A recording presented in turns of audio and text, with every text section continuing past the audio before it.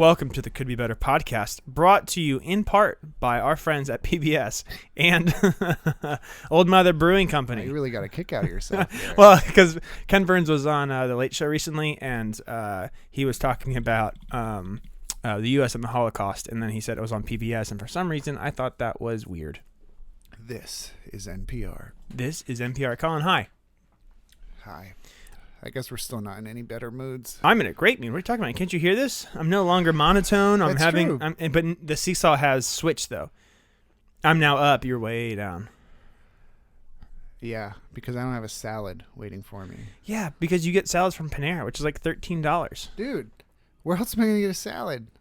Anywhere. Brett said 85 would be my best bet. You can get like a steak salad at Longhorn. Why? But I can't get out there, not at this hour. No, why would you? I mean, you can go to Sheetz. I said I am not going to Sheetz. You can go to. Although I do, their salads are fine. Yeah, you could go to. I mean, if you're really wanting salad, Wendy's salad's right there. And They'll Wendy's be closed by the time we're done with this. That's not true. And you could have. one? Yeah, you could have gone earlier. Okay, I've got a great story about this. Well, we went. I know we went. But you don't know the other part of this. I don't. So, and then we'll get into your shameless plug. Me, I have no shame. That's shameless. That's No. I don't have any, Colin. I think I might have told you the story. I might not have, but I know I've never told this on air. All I wanted, I was out of town one night. It was an exhausting day. There was I think there was a lot of music, or maybe it was a lot of wrestling. I was covering something. Sure. And it was far away. Sure. And I got back into town, and I was fighting with like 5 people at once, like text message fighting, friends, family, whatever you want to say. Sure. And I was just angry. And I went through the drive-thru at the Wendy's right by the Could Be Better Studios. Yeah. And it was about 10:45 at night. It was a Saturday. It wasn't a weekday. I go, Wendy's is open till at least 11, if not midnight on weekends, you would think. I feel like it's 1 a.m., but I could be wrong. That's well, right. That's what they say at least. So I went, and I get behind a car, and you know how this story is going to end. Mm-hmm. The car takes Forever. the order, gets their order in, drives to the window. As soon as the car drives, what happens? Lights go off. The lights go off, yes. So I try to order. They say, "Sir, we're closed." I said, "I just saw you take this order right in front of me. I just want like a hamburger, please. Can I have something?" "No, sir, we're closed." Now, the thing about the Wendy's close to the Could Be Better Studios is that, I don't know if you've been there, Chris, but there's no... Oh, you can't get around. You'd have like to back up. Yeah, it's like a get curb and a lane, and that's it. Oh, Well, what torture. I was angry. So what do you think I did? I can't believe I'm admitting this to all our millions of listeners. I'm either thinking you hit the car in front of you and then pushed them out and then peeled your Took their food. Yeah, took their food and then drove home, or you said, "Well, I'm not leaving until you take my order," and then maybe kicked your feet a little bit. I drove around the corner, and I laid on my horn until forever. I did not stop. You're still there. I'm still there, honking my horn, What- hand on the party Prius horn. What did it achieve? And what lesson did you learn? It achieved this. There was a lone woman in the car, and she did not give you her hamburger, did she? She got right out of the driver's seat. The door flew open. She called me the N-word a lot. None of this is real. No, this is hand to God true. She called me the N-word a lot. Asked me what my effing problem was. And in hindsight, I mean, she did have a valid she question. was right. Yeah, she was right.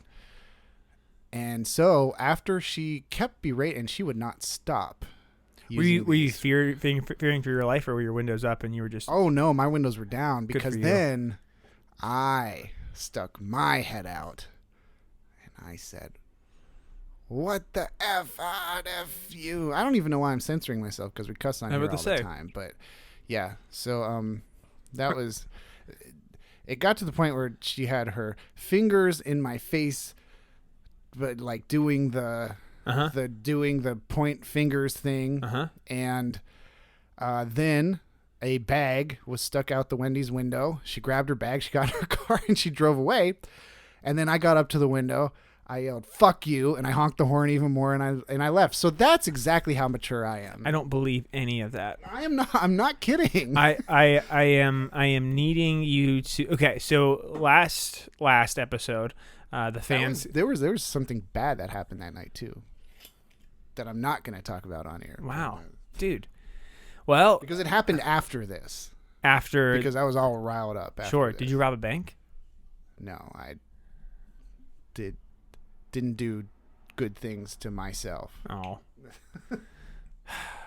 Well. Yeah. So now what? You believe me now? No, I don't. But so the fans showed up for you 2 episodes ago when I told people I was going to make a promise. Oh, what was that? And that promise was that if anybody gave us any money, get the raincoat. Get the raincoat.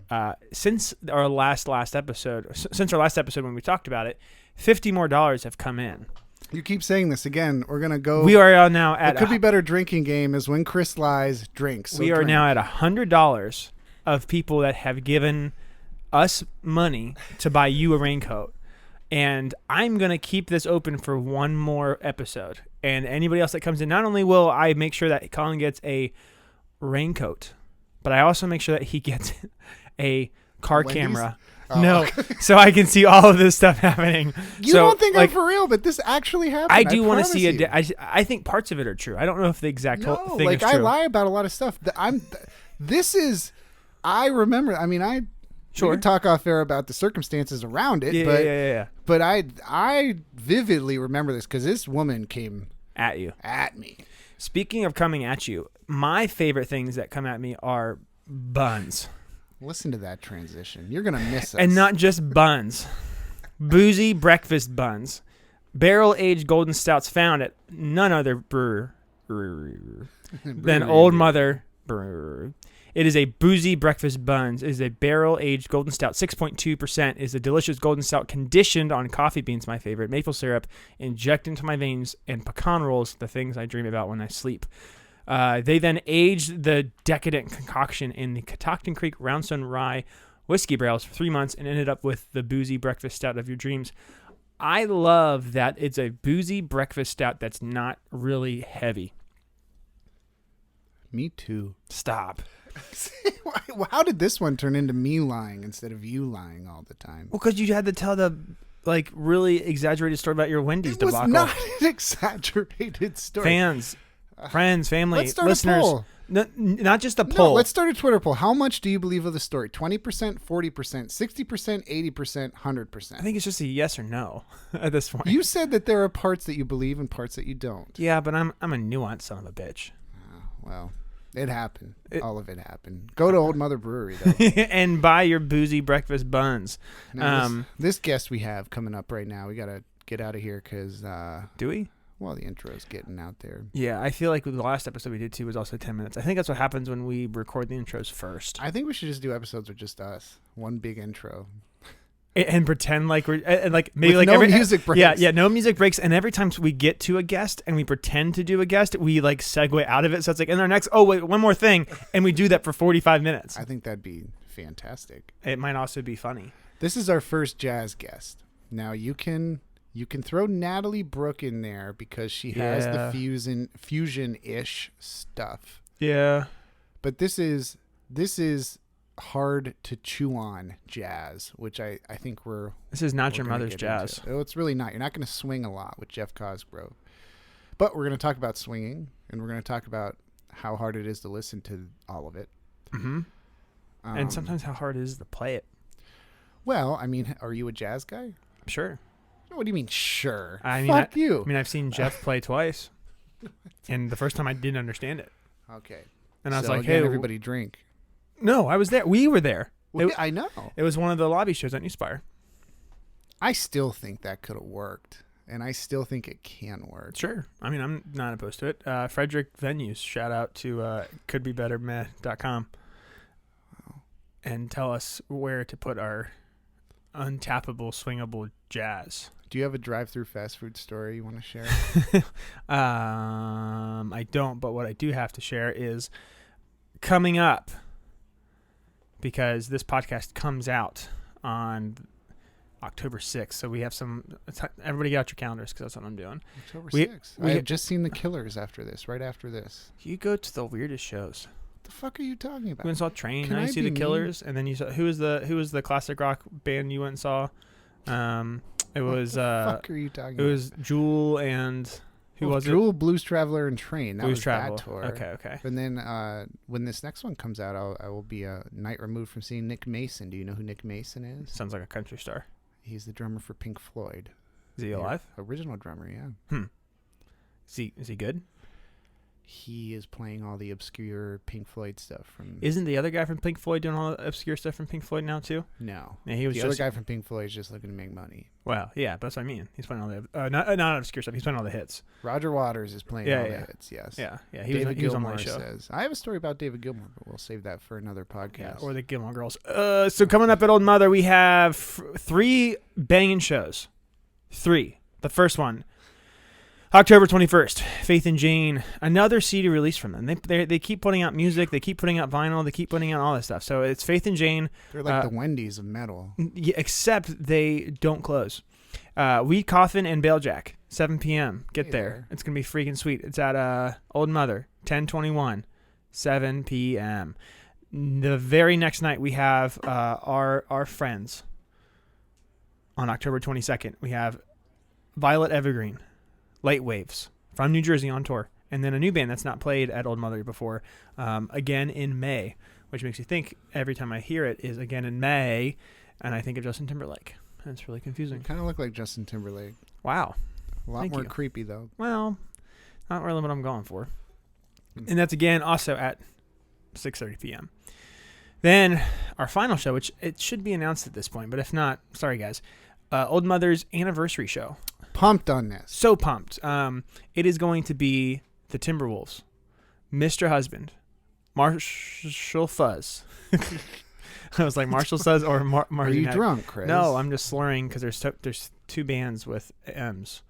Marzi Maddox and Milton J. And Could Be Better is not opening up the show. Oh, well, fuck off then. Sorry, did you think we were going to play? Did you want to play? No, I'm not going to be in town. It is going to... I'm going to be in Tulsa, Oklahoma. So. Tulsa? What are you doing in Tulsa? Yeah, you can figure it out. Whoa, I've seen The Watchmen. It's not fun. Neither are these shows. And this show is actually starting early because it's an all-day extravaganza. There we go. Starts at 5 p.m. I'd like to hear that. Chris will be signing autographs. Sending autographs. He's got 8x10s. And possibly running sound. The fun part, though, is before 5 o'clock, 12 to 3, Bob McCutcheon's going to be playing some jams. It's going to be amazing. It's going to be incredible. It's going to be great. So Old Mother on Saturday, October 29th, it is all-day music from 12 until late. It's going to be great. And speaking of great, Frosted Flakes and this episode and this interview with jazz phenom, legend, aficionado, Jeff Cosgrove.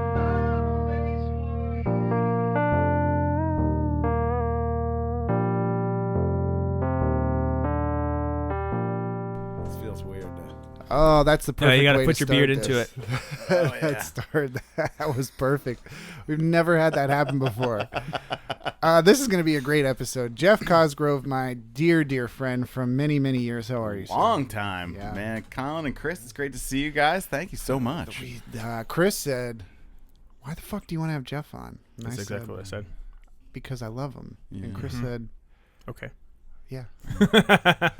My first interaction with you, Jeff, was the lobby show at New Spire Arts. It feels like forever ago, and it was tough. Tough would be a step up to the 3 people that showed up, including my children. No. You had more than 3 people because it was your children, your wife, and then there was my girlfriend. Your girlfriend, yeah, girlfriend, yeah. And then there was somebody. There was like 6 people you guys brought. Oh yeah, that's pretty good for a jazz show. It is pretty good for a jazz. It is pretty good for a jazz show. But it wasn't what. So and I kind of came to it. I didn't know what to expect, and then I saw it happen, and it's not like your normal swing and jazz, or it's very different. No, it sounds like a terrified drunk that drops a bunch of instruments down the set of stairs. But I couldn't look away. Right, exactly. Right, Yeah. That's what I go for. Yeah, that's what I go for. But it was like from a musician thing. So I play guitar and bass and stuff, and so like I was watching, like they're doing something, and I'm trying to tune into that frequency. Does that happen often? Where nobody shows up, or where people try to tune in and think to themselves, "What are they I mean, doing?" Maybe both, but Right. maybe just like the tuning in part. Is it like, you know, when you have your name on a flyer and someone's coming out and they go, "Oh, I heard Jazz was playing. Was it? This was really good, but not what I expected," or what typically? Oh yeah, happens? I don't think anybody expects what they get when they get with me, right? Like That's I awesome. think it's Do you one get a of lot those of shit for that though? I don't at this point, because I think now everybody's just kind of like, what is that?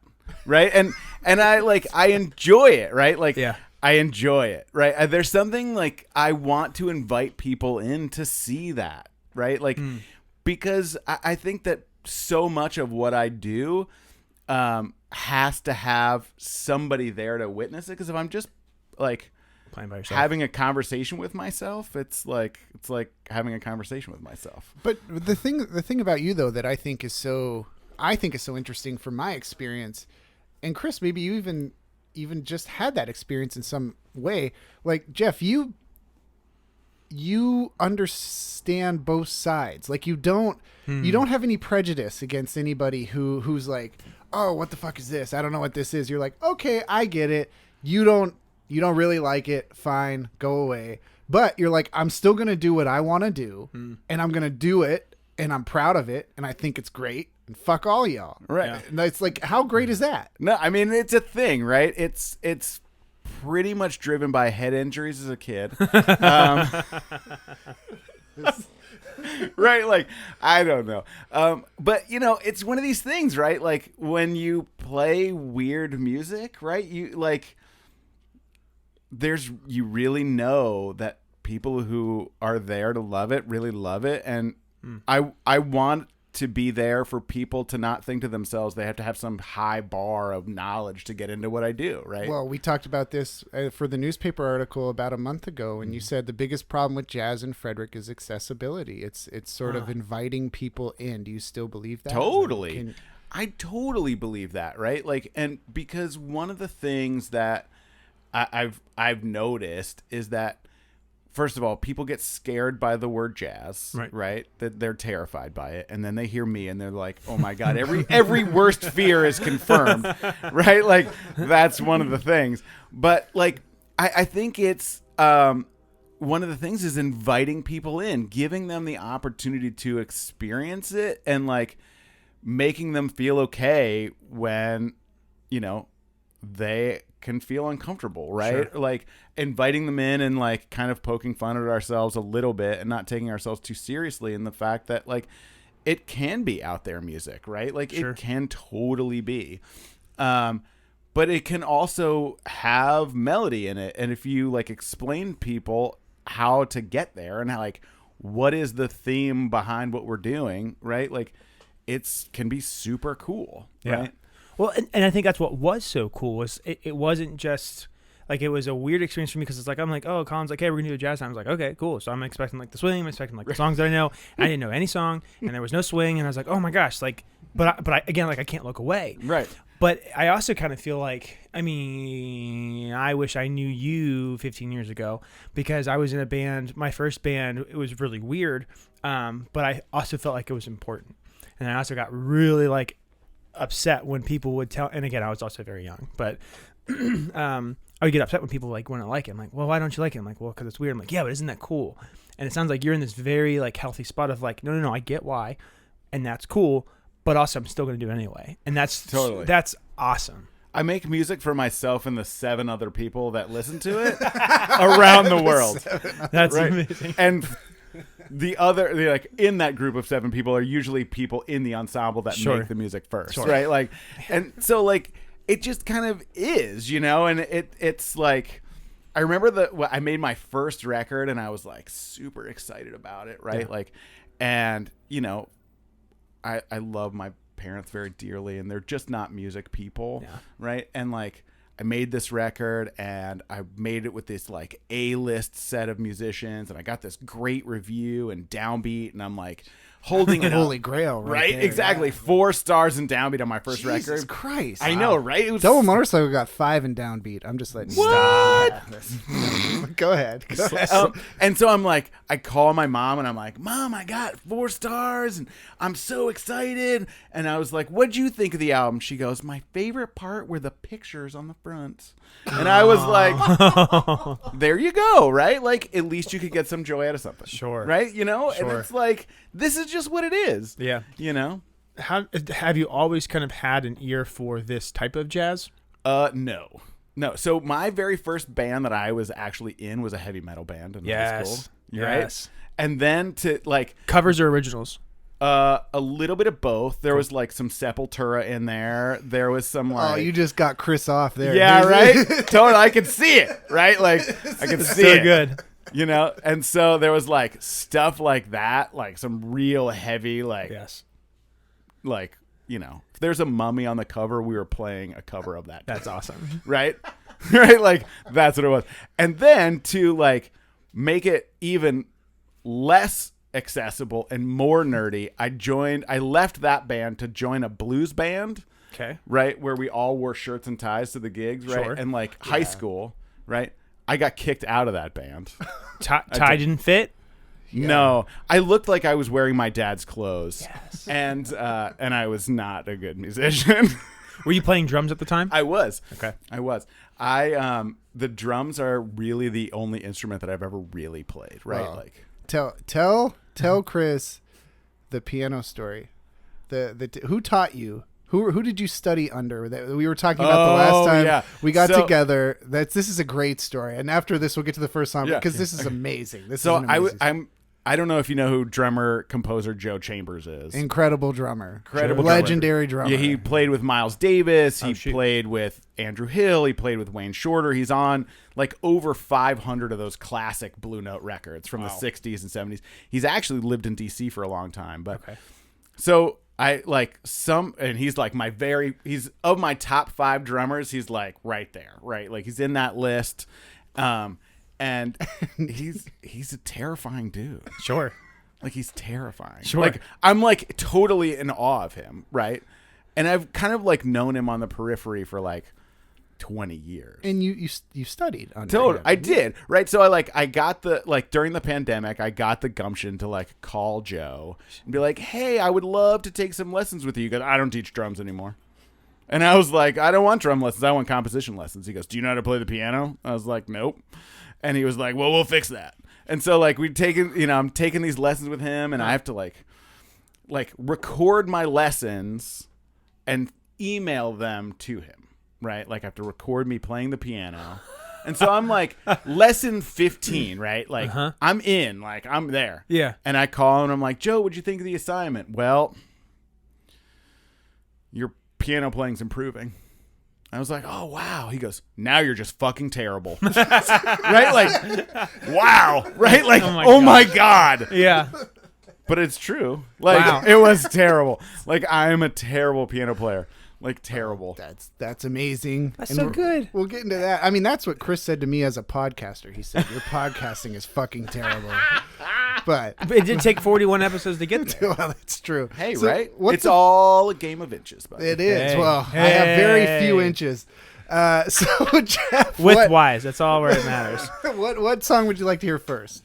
Of the ones that you sent over. All right. Let's go with Cornmeal Dance. That's Okay. from my most recent release with organist John Medeski. I was going to say, and is this a Medeski record? This is the Medeski Okay, record we'll with talk. Jeff Lederer on saxophone. That's incredible. With the music of William Parker, one of my former bandmates. And who's they're blowing up now even more. Totally. Yeah. Absolutely. Anyway, go ahead. I'm Absolutely. sorry. And so like there's a moment in this tune, right, that every time I hear it, and I've listened to this record probably 10,000 times because when you're going through the mix process and you're like, I'm going to be a nerdy jazz guy, I'm like, I don't know, tweak this, right? I don't even know, right? Like I'm just making it up, right? Like I'm fortunate to be surrounded by musicians like Lederer and Medeski who are like, no, those aren't real words. Like you're not like, let us help you, right? And so like, I'm just grateful for that, right? But there's a moment in this tune that I hear every time that just makes me smile and laugh because it's so Jeff Lederer.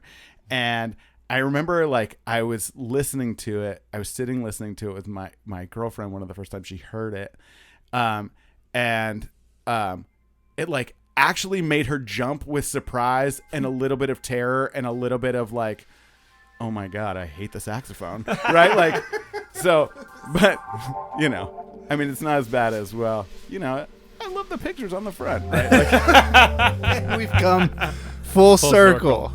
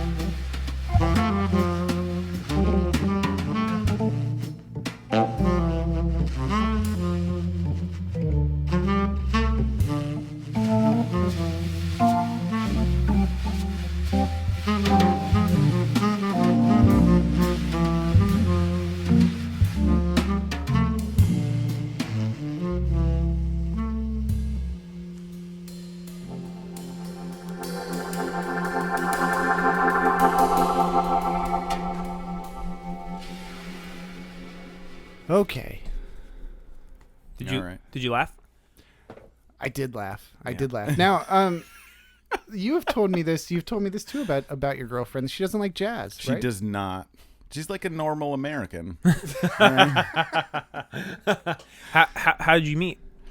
So we've kind of known each other for a long time. Like our kids went to the same preschool, and we just kind of ran in the same circles. Yeah.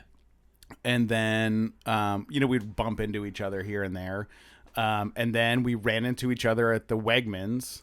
Yeah. And As you do, right? And then I was like, "Hey, God awful food court. exactly." It was in like the cheese olive section. Oh, okay, right? the olives. Yeah, That's So you knew she had taste. It did. I don't even like olives, right? Like, I just had the smell of desperation. Sure. She was like, "Oh my god, look at that guy!" Right? I mean, and I'm like a very organized shopper, right? Like I've got my written list. If it's not on the list, it's not going in the cart. That's right. Like, Yeah. I mean, And caps are for suckers. Says the guy Exactly. who's made a career out of free jazz. right, totally, right? I know. It's like I go to the grocery store with a list, and I can bounce a quarter off my bed if I make it. Right? Like those are the things that are like the weird stuff about me. That's it. But how does that work? So like, I'm married to somebody who likes music, but she doesn't play. But also she's not. She's an introvert at heart. So Right. going to shows, coming out to things, talking on a podcast, not her favorite things. We have a way that kind of makes it work, but she's not guesting. How does that work? Where your girlfriend comes to your shows? I mean, does she just wear earplugs? Does she listen to AirPods? Does she listen to podcasts? No, you're right. What- Well, she comes out and she's super supportive, right? Like That's she awesome. she's 100% like this is your thing. I'm totally supportive of this, and I really like feel it, right? Like it's really great, and she's she knows the musicians, and so I also give her the out sometimes, right? Oh, like yeah. if I like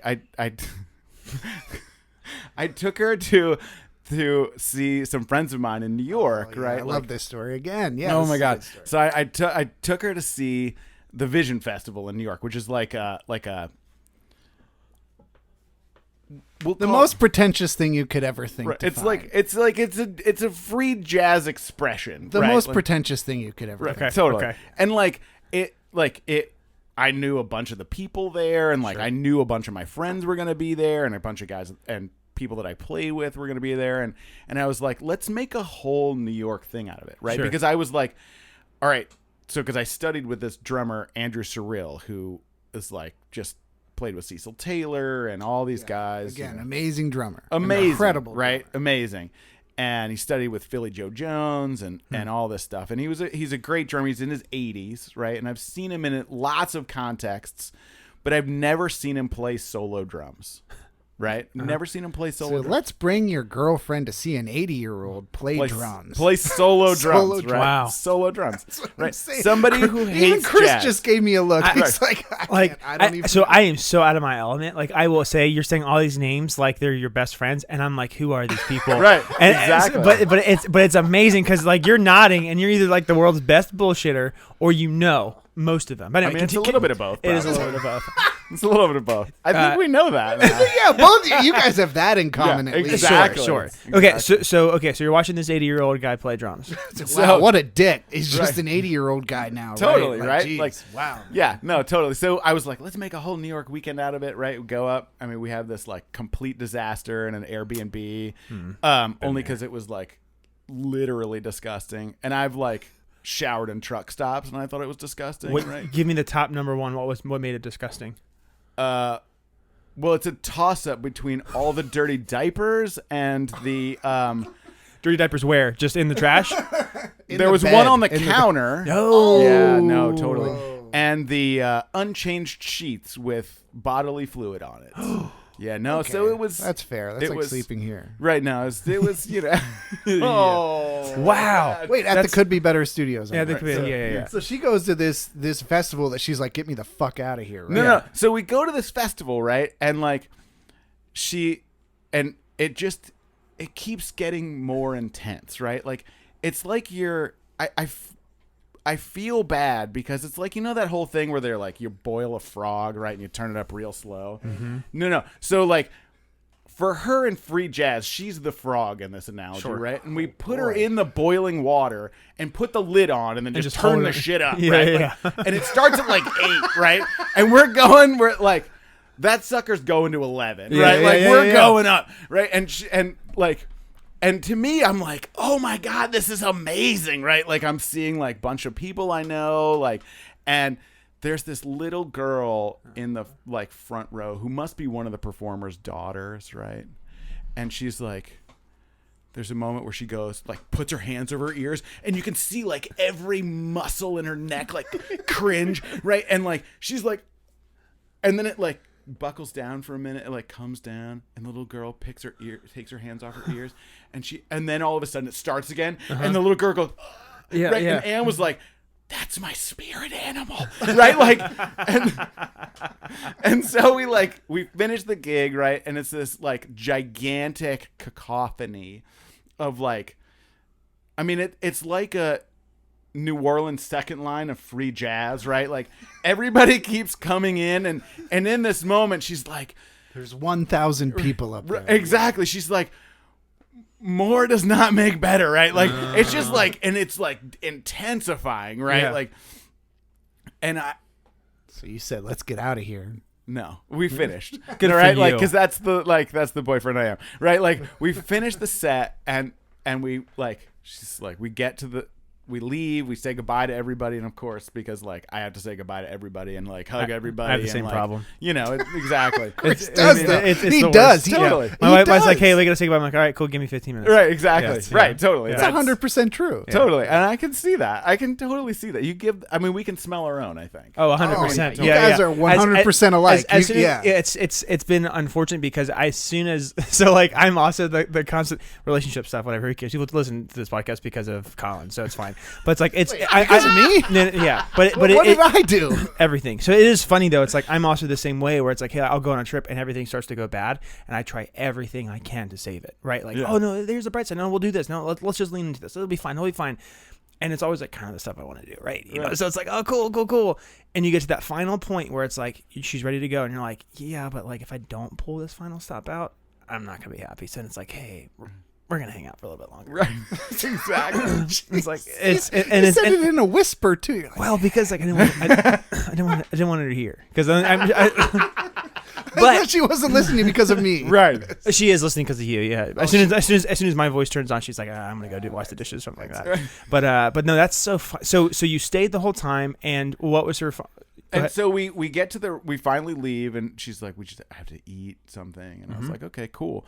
And so we're in Lower Manhattan, right? And we're staying in Dumbo, right? Like, yes, I love that this is taking up the entire second segment. I love this story. You're such a great storyteller. So crazy. And this is one of the things that like, this is where I knew that she was either gonna love me forever or murder me in my sleep, right? Because like we get there and she just has to sit and like, and we're in the Lower East Side, right? And there's people going by and all this stuff, and she's like, oh my God, I feel so much calm, right? Like, right? And I was like, so what did you think? What did you think? And she was like, I never thought I'd say this, but solo drums was the most melodic thing I heard all night, right? Like, and she's like, and I thought one of the saxophone players, I thought she was gonna hurt herself, and right, like, did she know how to play, right? Like, and then, you know, and it was like, I see it, right? I get it, right? Like, and then we walked right from Lower Manhattan back into Brooklyn across the bridge. Good she was like, this was a moment that like, she's like, I just needed some calm, right? Like, that's cool. You know, it was. She is an amazing supportive partner in that way, right? Like, oh, and then Chris isn't even that partner to me. Yeah, I could see that. Yeah, no, definitely. It's like, hey, man, you're either gonna sink or swim, you know.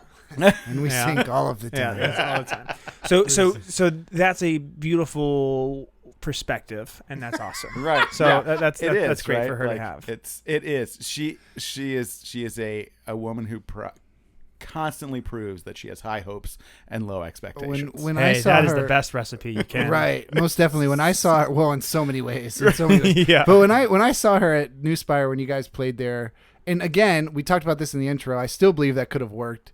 That's a whole nother thing for a whole nother time. But I really think a jazz night in that building could work sometime. Oh, totally. But now run by the Weinbergs. So right. So that's a little bit more complicated. But I think we're going to get to our second music break. Yeah, which song you want to play next, Jeff?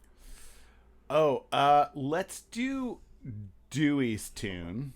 This is it's live. Yep, it's from an upcoming album that was recorded in Shepherdstown. That's going to be called Welcome Home. Is that at the brewery that's no more? Is that the Town Run? That's no more, right? No more. Yeah. And that night is actually where we kind of hatched the idea for the John Medeski History Gets Ahead of the Story record. Like we were sitting there, but it's also the night. He play on this? Medeski? Yeah. No. Okay. It's bassist Mark Leisher and Jeff and myself. Another Jeff or Jeff and Jeff person? Lederer. Okay. No, well, it's two Jeffs, right? Because there's safety in numbers, right? Like that's really what it is. That's good. That cracked Chris right? up. Like, it's good. Well, because in my brain too, I was saying like, oh, I wonder if the Jeffs are spelled the same way. Yeah, no, That's it is. great. It's just it's a very that's good strength in numbers kind of things, right? Like. So why do you want to play this song real quick? I do want to play the song because it's a fun song, but it's also that night.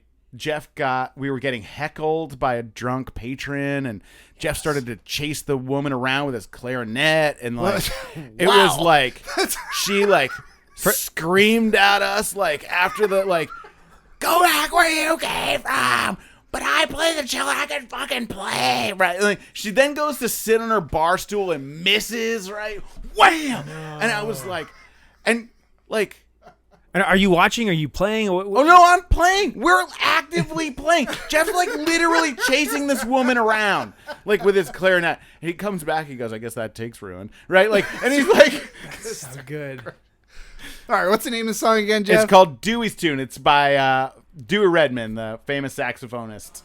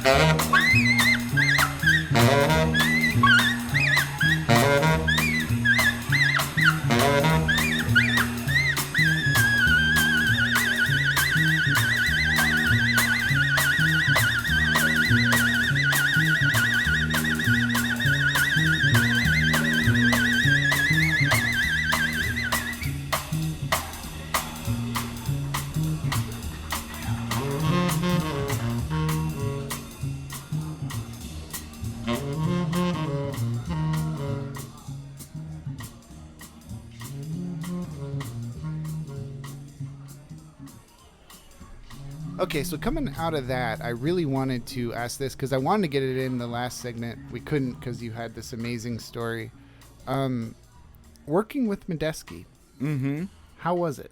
It was great. It was like a really interesting experience, right? Because playing with him, I remember in college, like when I discovered that band, right? Because I discovered these like 3 seminal bands, like these like weirdish jazz bands, right? Who were they? So Medeski, Martin, and Wood, amazing. Yeah, and then they're the deal. There's right? nobody better than Medeski, Martin, and Wood, right? In my mind, exactly. And then I discovered the William Parker Quartet, and then I discovered the Matt Wilson Quartet, drummer who Jeff Lederer plays with, and William Parker's quartet, who I played with William. And then we recorded his music, and then Medeski, Martin, and Wood, who I, played with John Medeski for this thing, right? And I was in college, and I was listening to Medeski, Martin, and Wood for the first time, and I was like, man, I want to play with these guys. And people literally laughed at me. And I was like... Because they think you couldn't? It seemed so far-fetched, right? Like... That's why I'm saying this has to be a thrill, right? So it's amazing, right? Like, it's amazing. But let's talk about how much it was cursed because the pandemic, like it was gonna come out. Well, and we can even back it up before then, right? So like, so the recording was done in 2018, right? And so we had But you hired a publicist, right? I did. I hired a publicist, the whole thing. So we had the first date set, right? And we're getting ready to like go. And the day before the recording, or a couple of days before the recording, Medeski calls me. He's like, "Oh my God, my mom has fallen. I can't. We have to reschedule. Like, and I'm so sorry." And this is like April of 2018. Yeah. Okay. April of 2018. April of 2018. Okay. And then he's like, "Okay, the next possible time I have is August." And I'm like, "Okay." And so we like get that scheduled, and I was like, "Oh, can we do it on this Monday? Because I'm gonna go see a Fish show on this Sunday." Nice. Right? Go like see Fish. I'm going to Go see Fish, right? Like that's right. Come God on, damn it. Sure. totally. And they killed I'm it sure that night. he's They- played Sure. with Fish Of too. course. I'm sure he's played with Trey Totally. Anastasia. Absolutely. Sure. Yeah. Absolutely. And Fish killed it that night. They were so good. Right? Like, and so, but like that morning, I'm like kind of moving slow and getting things ready, right? And I'm doing stuff with the kids and like, doing Life. all that. Thing. Uh-huh. And so like I get this call from Lederer, and he's like, "Hey, what do you think?" And I was like, "What do I think about what?" I was like, "I mean, I guess I'm going to leave tomorrow morning, right?" And I was like, he's like, "John didn't call you?" I was like, "Oh no, shit." Right. And I hadn't like looked at my email, and there it was, an email. And Medeski's like, "I really hate to do this. I'm so sorry. My mom is back in the hospital." Right. No. Like, and I'm like, oh my God. So I called him, and I was like, "That's totally fine. Let's reschedule for whenever." And so it was the Monday before Thanksgiving. Like things finally like come together, right? And I'm like walking into this. We like pull up to the studio, Applehead Studios, in like Saugerties, New York, right next to Woodstock. Okay. And like we're walking in, and the studio like manager and the engineer is like, so do you guys like the band? Like me and Jeff Letter are staying in the house on the property. And I was like, yeah, total. I'm a huge fan of the band, right? Like huge. He goes, You got to stay in Big Pink? So no, I wish. Yeah. But Rick, what's Rick's last name? Rick Danko used to live in the house. Like that was one of his last residences. Chris thinks I'm full of shit, and now I'm just completing your yeah, I sentences. know. Now I'm like, totally. It's ridiculous, right? Like, I mean, we might as well be that old. You stayed in his house? We stayed in his house. It was, I mean, he was not in the best shape in that point of his life. Was but he also 80 years old? Fucking legend, though. Yeah, he was a fucking legend. It was amazing, right? So like, we go in and we like the next morning. I'm like, get all my drums set up. Jeff's checking spots. We're like messing around with the get everything all set, and we get into our first tune and we're like messing things around, and because I have this like weird OCD quirk, like when I do record actual like written music, I record it alphabetically, right? Like yeah, see, I can't. I can never work with you. No, totally. I'm a complete freak with that. Like it's ridiculous. And so then like we finish our first tune, and then the intercom goes on, and the engineer's like, hey, John, your wife's been calling. Can you like call her back? And I'm like, oh no. Like we're like in it, right? Like, oh my God. And so like his mom passed? No, his mom did not pass. His dog swallowed a ball and had to go into surgery. The look on Chris's face right there. So somebody should have videoed that. I wish. I was like, I'm like, oh no, man, like I just can't catch a break. And then it's like the dog. I mean, I love dogs. Totally right. Like how big of a ball are we talking about? Tennis ball? It was like it was like a big ball. A dodgeball, man. A dodgeball. Right. Good for that dog. Right. Big goals, big jaws. Right. Big appetite. Totally. And so like, I'm like, oh my God, what do you want to do? Like, do you want to like stop the session? We can figure out what's going to go on, right? Like, blah, blah, blah. He's like, let me just call my wife and let me figure out what's going on. And I was like, cool. And so like Jeff and I just played some duets or whatever, right? Like we're going on this 2 Jeff thing. We're like riding. That's right. Right. Ride or die. And we might as like, this might be 2 Jeffs play William Parker, right? Like that's at this moment, that's what I'm thinking. And like, and so like he comes out and he's like, you know, my wife got the dog to the vet. They're going to take him into surgery. There's not really anything I can do. So let's just do the date. Right. And so I was like, cool. He's like, I'm not going to go to dinner with you guys, but you know, dude, fuck you. Right. Yeah, that's what I heard too. You know, and he's like, so we get in there and he's just like on fire. Right. That's what like I'm saying. Like, that's when you know you were playing with a professional. Right? Totally. Like that's. So help me, and maybe some listeners that don't know anything about jazz, help me understand how big of a deal this guy is.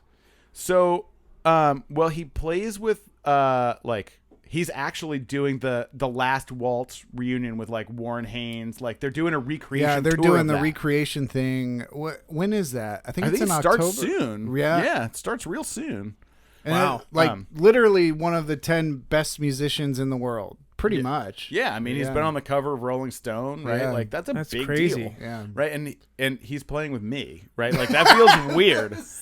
It feels like there's a plague, right? Like a drummer plague, right? Like, and somehow I'm the last. I'm like, I've got that like weird immunity, right? Like I've got super blood, right? And somehow like he's like gonna do this, right? Like, yeah. And in that last couple of months of November, right? Like I'm playing with the saxophonist from the William Parker Quartet, right? I'm playing with my friend Matthew Shipp, who I was a longtime fan Who's of. blowing up too. Yeah, between totally, him right? and William Parker. It's just it's fucking like, stupid. It's crazy. Stupid. It's crazy. Like these are the biggest names in jazz right now. Totally. Essentially. And I'm a dude who has like never lived in a big music city, right? Like as an adult, I was like, I'm gonna go big, and I moved to Shepherdstown, right? like no building over 2 stories. Let's go. That's right, exactly. So let's get to this at least a little bit, because I really did want to highlight this before we get out. You are maybe the most positive person I've ever met in my life. One of the things that I do, or that I at least tell myself, there are two people who I go to lunch with who I say when I walk away from that lunch, I'm okay. I'm okay. That's terrifying. One is not Chris. No. number one is who? Stitch Early. Hell yeah. When I get with Stitch, and the other is you. And I want to just touch on how positive you get when it comes, like the Medeski record, that should have had all the high hopes in the world. That was going to happen. That was a thing. And then the pandemic happened and it was fucked. And totally. That was it. We had gigs booked. Yeah, you had like a whole fucking tour booked.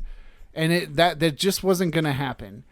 You stayed positive. I remember eating with you downtown, maybe some tacos. Totally tacos. I love some tacos. I'm like Mr. Tacos. And you were not fazed by it. Chris and I are fazed by everything. Like every time Chris looks at me weirdly, I think he hates me and we're done. We are. As a couple, not podcast people, right. but just Podcast as a couple. But if you could, and I just want to touch on this just very, very briefly. How do you stay so positive when it comes to the music world? You've achieved a lot. You have achieved a lot. And I know that you know that, but you've also been through a lot. You've been through a lot of shit that I'm not going to get into here. Right. But totally. I know that you've been through a lot of shit. And people can just call me and ask me, and I'll just give them I'll give them the shit list if they want, right? But it's like, how do you maintain this bright outlook? I mean, it goes back to earlier. It's all the head injuries, right? No.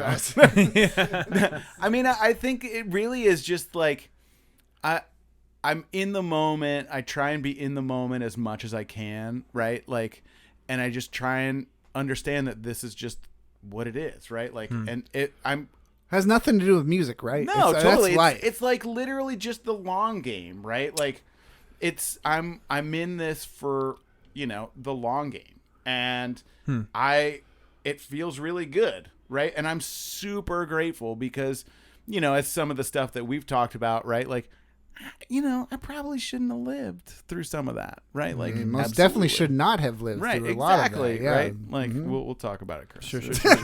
Yeah. I'll read the Cliff Notes. Yeah, totally. But where did that come from?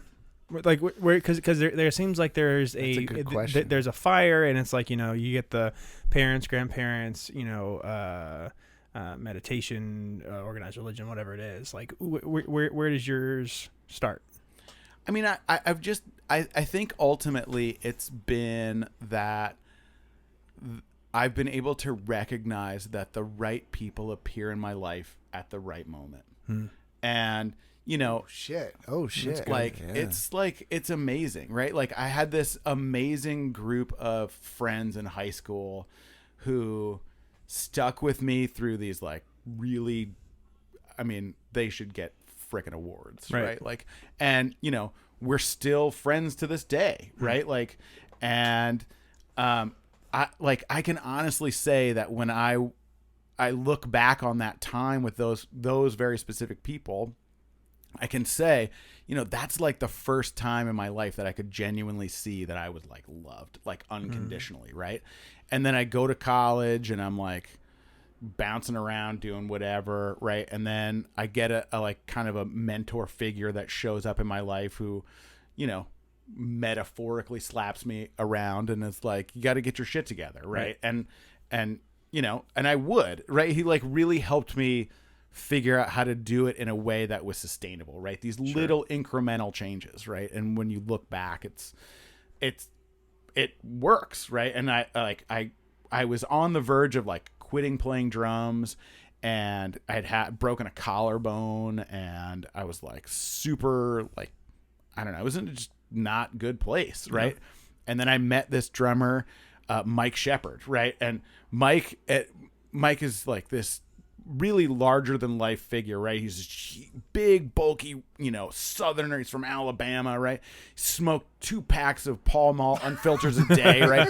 And like a teacher who I was not like his favorite student. I was not even his least favorite student, right? Like it was just like that. And he was like, I ran into Mike Shepard. You probably don't know who he is, but you should take some lessons with him. And he lived in Middletown, and I would drive from Shepherdstown to Middletown. He was a retired Navy guy and had played with like Maynard Ferguson and, you know, Barney Kessel and like all these guys, right? And I would get together with Mike and we would sit in his basement and we would smoke cigarettes and we would play the drums and he would drink coffee and put pepper in it, right? Like it was like the weirdest thing. But like those afternoons at like Mike's house like changed my life, right? Like he put me back on the path. And then I connected with this other drummer, Tony Martucci, and Tony kind of helped me get connected to Andrew Cyril, who then also helped me get connected to Matt Wilson, right? Like, and it just kind of expanded from there. And then at every moment of my life, the people have kind of shown up in this very gracious, very loving, very like, very blessed, right? Like totally very blessed life. And that's the thing. If you get a chance to hang out with Jeff Cosgrove, I know Chris just fucking hates jazz, so he doesn't even want to do Don't get it. with it. But but he's willing to like take the punishment, right? Like that's the thing. It's like, Sign me up. Friends with Collins. Can't get worse than this. totally. This has been You and Ann can hang out together at the Yes. show, and she'll be like, "Oh my god!" Right? Like, usually like, take some of this. I'm like, yes, please. And it's NyQuil. Let's go. yeah, NyQuil. That's it. That's all it is. Maybe even Dayquil. Hey, You gotta mix it up. But I really appreciate you coming on, man. No, there's thank you so guys many so other much. things we can talk about. This last song, what's the name of it? Do we know that? Yes, it is a tune entitled AC. It's actually a tune I wrote for Andrew Cyril, where I had taken some lessons with him, and I'd recorded the lessons, and I like literally transcribed the rhythm of his speech for this melody, right? And it's a live recording. It'll be coming out of mostly my compositions, and it's a record called "Confusing Motion for Progress." Oh, Paul Paul Motion. Like, yeah. Yeah. Well, or just like you're a dumbass. Stop trying to be so clever, right? Like jazz is, jazz is just clever enough. Right. He just shitted on me. And it's a tune. It's with a saxophonist, close friend of mine, Noah Preminger, and Noah has been like a big like advocate for my composition. And then bassist Kim Cass, who is just disgusting. Noah's a monster. Noah's amazing, but I got to talk to Brad.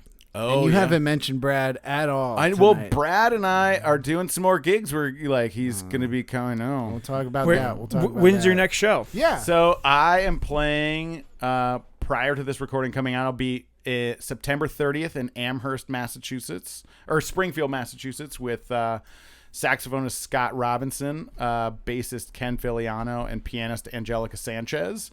And then the next gig that I have after that is Friday, October 26th at Beans in the Belfry with Brad Lindy. And Brad will be there? Brad will be there. When's this? October 26th? October 26th. What is that? Is that a Wednesday? It's a Friday. It's a Friday. And not only that, it's part of my... Can't be a Friday. Can't be a Friday. 28th. It's the 28th. 28th, okay. It's the Friday the Okay. 28th. Okay. And it's part of my Maryland State Arts Creativity Grant Series. Which I wanted to get to the grant shit. Yeah, right? Chris... I mean, let's just do it. Let's do Let's it. just do Fuck it. it. Yeah. We got. It's not like we have ads that we got to fuck with. No, Chris, we ask do- him about we- the grant we- because he got the. Oh, I'm Yeah. sorry. So I'm sorry. we Go do ahead. have corporate overlords. Totally, but, everybody does. But they sleep with us, and it's different. It's fine. Exactly. So Beans in the Belfry though. So it's October 28th. You said October 28th.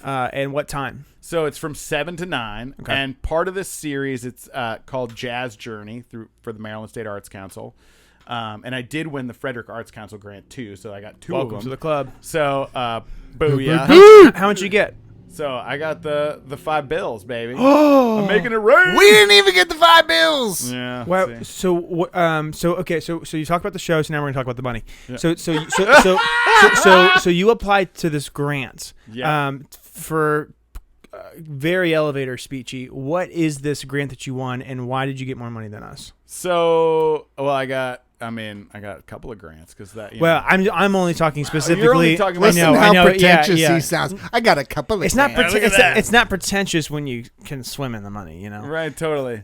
the Frederick Arts Council had the partnership with it was the NEA, so National Endowment of the Arts, and so they had a sponsorship tier or a grant tier where you could get either $2,500 or you could get $5,000. Right. So you applied for the 5, and you got it. So congratulations. Thank you. What did you say you were going to use it on? So I'm going to put on 3 concerts at the YMCA Arts Center here in Frederick. And January, one in March, and one in May. And I'm bringing everybody down from New York. So the first concert will be with saxophonist Dr. Caroline Davis. She's a beast. Yeah. And then bassist Jay Anderson, who is with Maria Schneider's orchestra, but also recorded with Frank Zappa and recorded with David Bowie. That first concert's going to be the one. If you're going to want to go see one, see that one. Can you make sure you get with him and you make sure we do some ad reads for you for that show? Oh, that'd be awesome. I would love that. Yeah, I would love that. That would be cool. Coming down, those are players. Those are players. Yeah. But go ahead. I didn't mean to. So are the shows free? The shows are $10, but it's free. It's suggested donation. We're giving away 5 tickets. Yeah, it's suggested donation, sure. And all of the money goes to the YMCA Arts Center. That's amazing. For them to use for programs and camps and whatever. Yeah. Nobody gets any money, right? No, totally. Yeah, from the door. It's like there's no we're just donating the money back to the organization, that's right? Cool. Because artists are taken care of. Everything's all set. Okay, that's cool. And so it's a little terrifying because I committed to write all new music for these 3 concerts and for all of these guys, and I'm like. Again, this is where the head injuries come in. I did not clearly think this through. But yeah, you told me the last time we got together, you had to compose every song, and you were very worried about that. Oh, I'm terrified, right? I have a schedule. I do 2 15-minute segments a day, right? I write an idea for 15 minutes, and then I stop, and then I go drink some tea or walk around my house or whatever. And it sucks. And then I sit down and write another 15 minutes later in the day. And then I just kind of am going through all these ideas, right? And it's terrifying though, right? Because I'm playing with so many of these super high level guys. What's the second one and the third? So the second one is with trumpeter Dave Douglas, who played with Joe Lovano and is a amazing leader in his own right and just great composer. And a musician who I've been a big fan of for a long time. And then it's cellist Akua Dixon. She played with James Brown and Marvin Gaye and Max Roach. And wow. Hey, there's never been anybody on this podcast who said she played with James Brown, Marvin Gaye, Max Roach. Totally. Right? It's never ever happened. Never a thing. So are you friends with these people and that's how you got them to play? So for me, inside baseball, right? And so you applied for this grant thing, which one we'll talk about, how do you know these things exist? How can other people figure this out? But then 3 is, I've tried to book cool bands before and tried to book cool people before. It ain't James Brown. And they don't email me and they don't email me back. So are these people you've just met over the years and you're just pulling strings? How did you get someone like that to come to a place like the YMCA in Frederick, Maryland? Yeah, right? It's crazy. Because again, it feels like there's some drummer plague out there that all the other drummers are sick or not available that could be better. I take exception to all of that. Right. Because Colin's available. Yeah. Ready and okay. Oh, but really though, if it can't just be that you have those. I think that's what you're getting at, Chris. Yeah. It's not just there's no other drummer out there. Right. It's you are calling on these people and they are responding. Yeah. Totally. You have built those relationships. I have totally, and so Jay and I have never played together. We've only met on the phone, but we were recommended by a mutual friend of ours, pianist Frank Kimbrough, before he passed away. Jay and Frank played together for many years, and Frank and I knew each other for many years, and Frank was just one of these instrumental people in my life, right? And so I'd said, hey, I'd love to play with Jay sometime, and Frank hooked it up, and we started talking, and as this grant was coming around, I called Jay and said, hey, this might be a great opportunity if you've got time, and that's so cool. And then I had the thing with Caroline, and I'd known Akua for probably 25 years because my first adult job was, and we'll put that in serious air quotes, adult Serious job, air quotes. Was when I worked at Jazz Times magazine. Wait, that is not fucking air quotes. Jazz Times is the second best jazz magazine in the totally. country. But when they offered me the job, one of the owners mooned me and said, "Come work here," to offer me the job. That's it was amazing. Chris like did to me. it was yeah. I mean, It worked. He was doing that when I walked in, though. That's crazy. No, but That's crazy. But you're calling on favors. You're making those friendships. You're having those relationships. But it's like you're doing you, and that's so cool that like that is now just kind of coming because like all those shows sound really cool. Yeah, it's really like cool. super cool, and it's weird again, right? It's this like I lived in Shepherdstown for almost 20 years, right? Like I moved there when I was 18. And I was there until I was until I was like 36, right? And then I moved to Middletown because I wanted to get closer to the big city right now. But like I live in the middle of nowhere, right? Like I don't Are you in live Middletown in right now? like what? Are you in Middletown now? I am in Middletown now. I grew up on Hollow Road. Okay, gotcha. Yeah. So I don't live far from there. So I live out on off of 17, out where the big Catholic church is, right? Like I live in the neighborhood across the street. That's cool. I live in the yard of one of those people. So Hell yeah. right? Sleeping bag, little Totally. tent. Yeah. Exactly. It's good. Drum kit. Me Yeah. and many drum kits. And so like, it's weird, right? Like I'm not a person who's ever like lived in any big music town, right? Yeah. Like, and yet I'm playing with these like jazz people that I've like Legends. idolized. Yeah. Like legends, right? Like it's crazy. Yeah, and my last thing to get to the grant thing as well. So when we first applied to trying to get a grant, Colin's like, "Hey, this Jeff guy knows he applies for grants all the time, and he just gets them all." And I was like, "Oh, okay." We used to get lunch. Yeah, and just talk Totally. about. And so I was like, "Okay, well, I mean, that's cool. Like, I guess I'll give it a shot." And then we applied to one, and didn't get it. I was like, "Oh, this sucks. This is dumb." And then, Like, fuck you. Yeah, I was like, That's well, I guess Jeff knows what he's doing. I'm like, well, he does, obviously.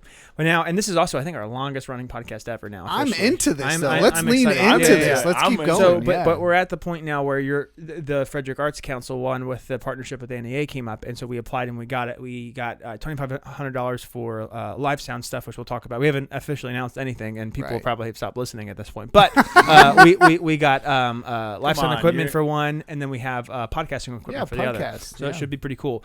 That being said, though, how did you get into grants? And when you tell people you've won grant money, how do you direct them into that direction? Okay, so I didn't really even know much about the grant thing, and then a close friend of mine, a drummer named Klaus Sunsari, who I met through Jazz Times, he was telling me about, at that time he had won a bunch of NEA grants to like study with people, and he'd study with Billy Higgins. To study with people, as in like that guy won money to go pay somebody to teach him how to play music. Yeah, exactly. That's and he amazing. was already at like a crazy high level, right? That's like, crazy. Yeah. That fucking guy. God damn. Right. No, Exactly. honestly, yeah. I mean, like that's in. Well, I guess that's how it works. I guess that's how the grant stuff is supposed to work. Yeah, sorry to interrupt. yeah. But Go ahead. yeah, Go ahead. yeah. No. Yeah, and so he was like, "Oh, you should probably just look in your state and see if there are any grants." And so in West Virginia, there through the Cultural Arts Department in the government, like you could apply for these study grants. And so like I applied for this creativity or professional development grant to bring Andrew Cyril down and Matt Wilson down to Shepherdstown to like stay and give me lessons for a weekend, right? And then that was my first kind of, oh my god, this works, right? Like they gave me a bunch of money. Cool. And then I moved to Maryland, and I finally got into the grant swing there, right? And I've won 3 professional development grants now, where I'm just like, it paid for me to take a bunch of lessons with Joe Chambers. It's paid for me to take With Joe Chambers again. totally. That's so emphasize crazy. that. Take lessons with this drummer Dan Weiss, who's amazing, right? And there are thousands of dollars of grant money that you're getting, correct? yeah, totally. That's insane. It's awesome. That's so cool. And what's so great, like Maryland State Arts Council is incredible, right? Like they're so great and so helpful. It's like unreal, because like if you get denied, like I didn't know this was a thing until I got denied for a grant. I got denied for a creativity grant in my last grant cycle, and in the email they say, well, unfortunately we can't fund your request, blah blah blah.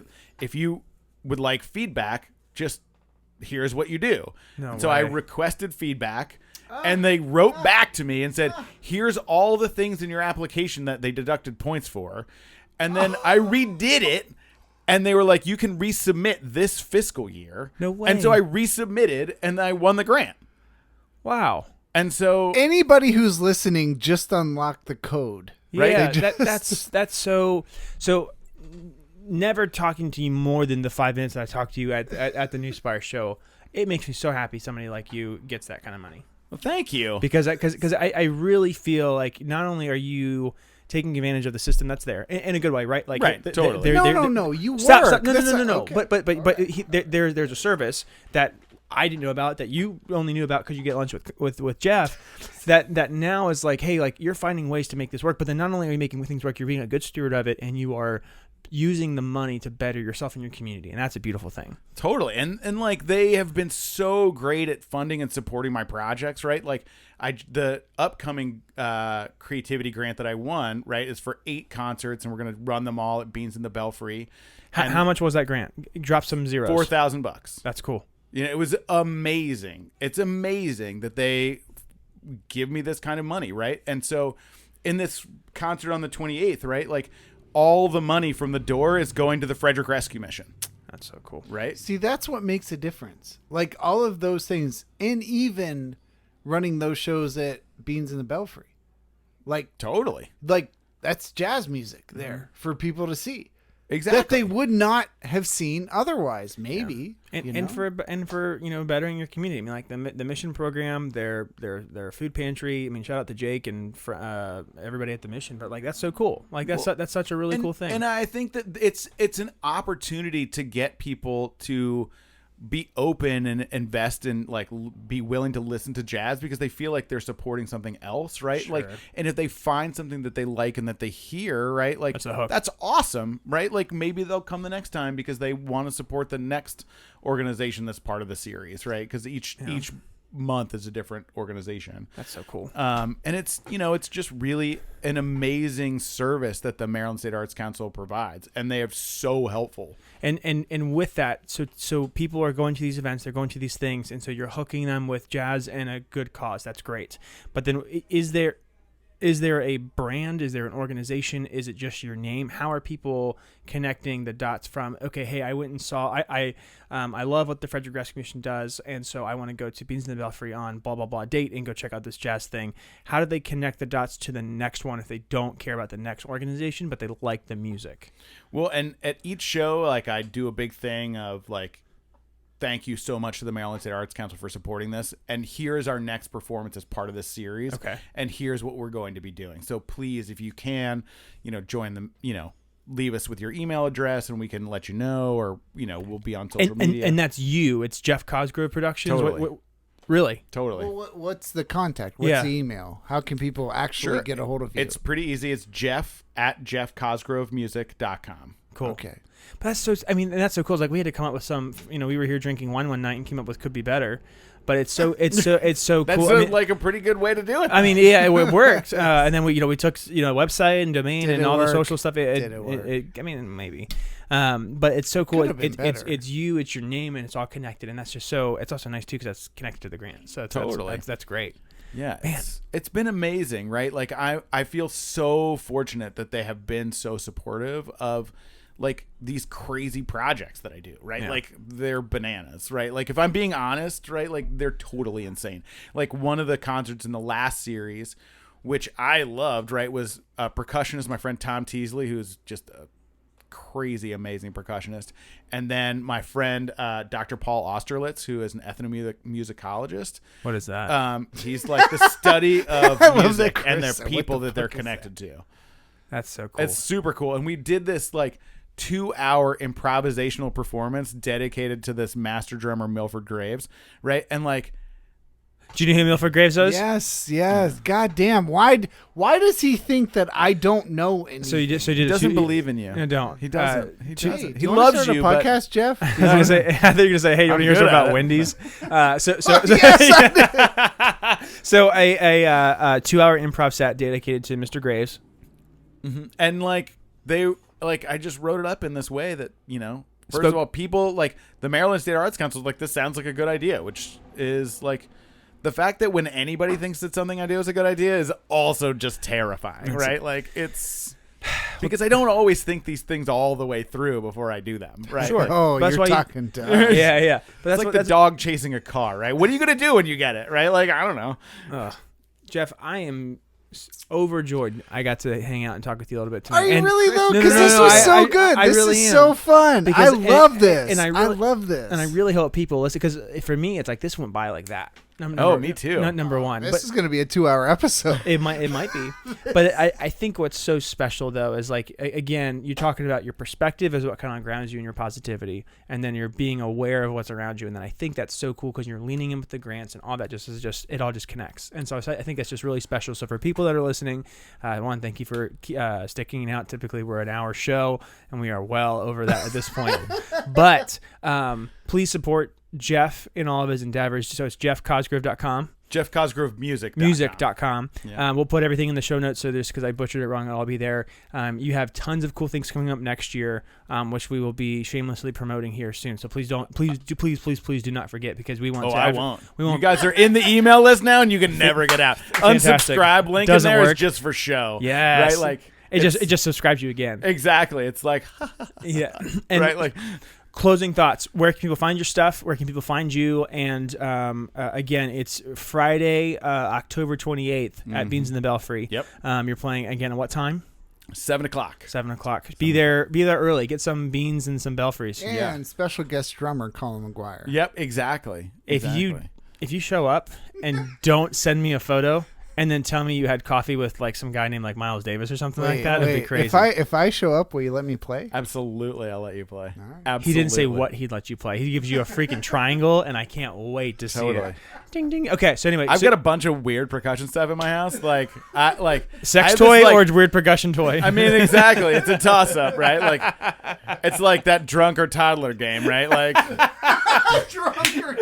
Have you heard of that before?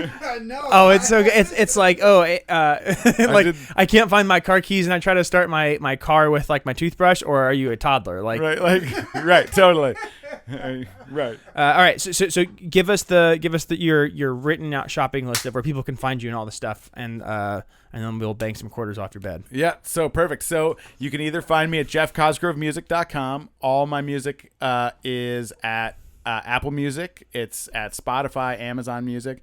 The only record that's not listed under my name is my first record, Motion Sickness, the music of Paul Motion. Yeah, that's just Paul Motion stuff. Right, though. exactly. Like, But it's all my drumming. one of the best jazz drummers to ever live. I know, and right? he's even in the Woodstock movie, right? He's in Woodstock. Woodstock. Paul Motion, look him up, assholes.